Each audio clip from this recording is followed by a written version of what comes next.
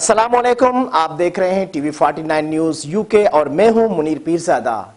आइए आपको ले चलते हैं आज की खबर की जानिब। सऊदी अरब में रवां बरस मजीद शोबों में सऊदीज़ेशन करने का फैसला कर लिया गया। सऊदी वजीर अफराद कुव्वत व समाजी बहबूद ने कहा है कि लेबर मार्केट में सऊदी मुलाजमीन की तादाद 19 लाख से तजावज़ कर गई है, जबकि रवां बरस मजीद 30 शोबों में सऊदीज़ेशन होगी। सऊदी दारुल हुकूमत रियाज में प्रेस कॉन्फ्रेंस करते हुए सऊदी वजीर अफराद कुव्वत अहमद अर्राजही का कहना था कि 2021 में सऊदी शहरियों के लिए 2 लाख असामियाँ पैदा करने के लिए 32 शोबों में सऊदीज़ेशन की गई, जबकि रवां बरस मजीद 30 शोबों में सऊदी शहरियों के लिए आसामियों की गुंजाइश निकाली जाएगी।